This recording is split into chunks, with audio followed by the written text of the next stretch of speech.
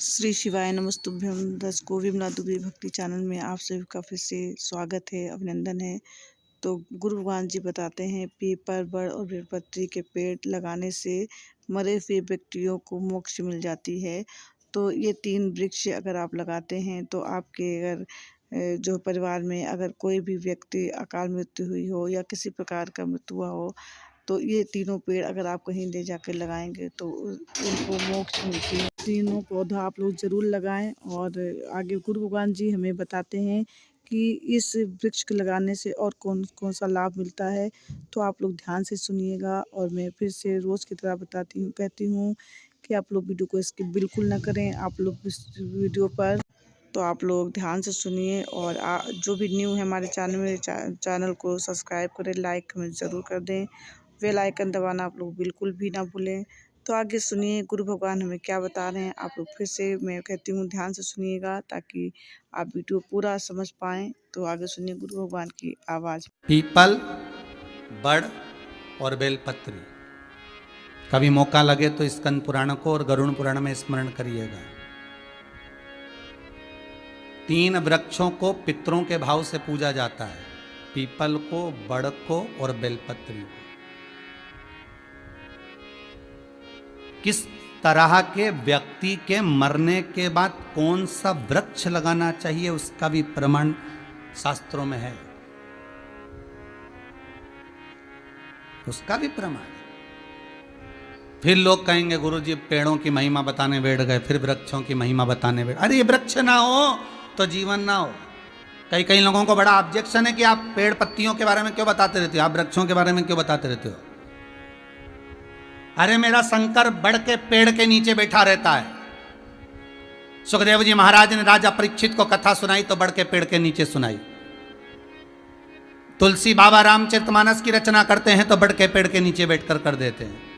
मेरे हनुमान जी कहीं बैठकर साधना करते हैं तो पीपल के पेड़ के नीचे कर लेते हैं। मेरा शंकर, मेरी लक्ष्मी माँ, मेरा नारायण अगर कहीं बैठकर साधना करता है तो बेलपत्री के पेड़ के नीचे कर लेता है। तो बखान करने में मेरा क्या जाता है, वर्णन करने में मेरा क्या जाता है।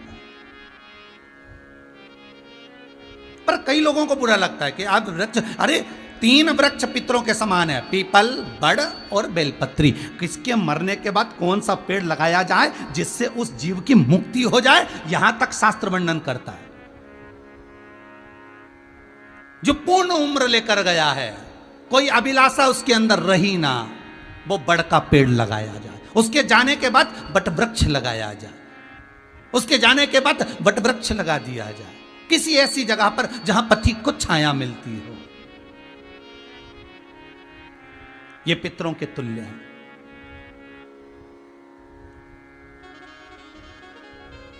जो मर गए अधोगति में, बहुत सारी अभिलाषाएं मन में रह गई। अभी मुझे और कमाना था, अभी मुझे फैक्ट्री बनाना था, अभी मुझे दुकान बनाना था, अभी मुझे ऐसा करना था, अभी मुझे ये काम और करना था, अभी मेरा घर का निर्माण करना था, मेरे बेटे बेटी की शादी करना थी, और अचानक योग संजोग बना और मर गया।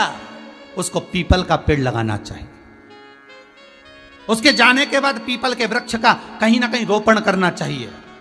और उस पीपल के वृक्ष को लगाने के बाद, बड़े के वृक्ष को लगाने के बाद जल की व्यवस्था, पानी की व्यवस्था जरूर करना, जिससे वो सूखे ना।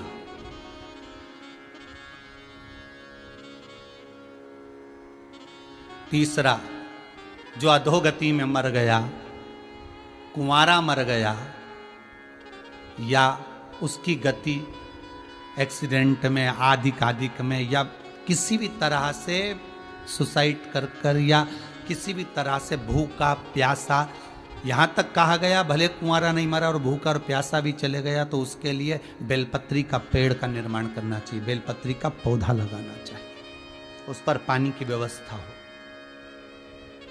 जल की व्यवस्था हो। कितना सुंदर लिखा है महाराज शास्त्रों के अंतर्गत, कितना सुंदर वर्णन किया।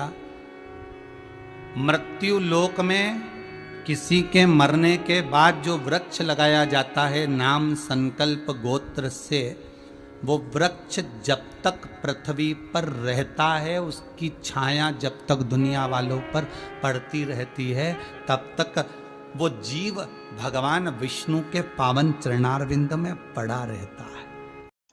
तो दर्शकों, ये था वड के वृक्ष, बेलपत्री के वृक्ष और पीपल के वृक्ष का क्या महत्व है। गुरु भगवान ने हमें बताया किसे लगाने से जो हमारे पूर्व में अधोगति को प्राप्त हुए उनको मोक्ष मिल जाती है। तो गुरु भगवान के जो ये उपाय है आप लोग ज़रूर कीजिएगा। कभी कभी होता है कि कुछ लोगों की अकाल मृत्यु हो जाती है या कभी किसी बीमारी से ख़त्म हो जाते हैं या जैसे भी एकदम से उनके अंदर बहुत सारी अरमान बहुत भी ज़्यादा रहता है कि ये करना है वो करना नहीं कर पाते हैं और उनका देहांत हो जाता है। तो आप उनके नाम से वड का वृक्ष या पीपल का वृक्ष या बेल का वृक्ष लगाएंगे, बेलपत्री का, तो उन्हें मोक्ष मिलेगा। तो गुरु भगवान के बताए हुए उपाय तो ज़रूर कीजिएगा। बाकी नेक्स्ट वीडियो में आपसे फिर से मिलती हूँ। तब तक के लिए आप सभी से नमस्कार, प्रणाम। श्री शिवाय नमस्तुभ्यम आप लोग ज़रूर लिखिएगा। तब तक के लिए मिल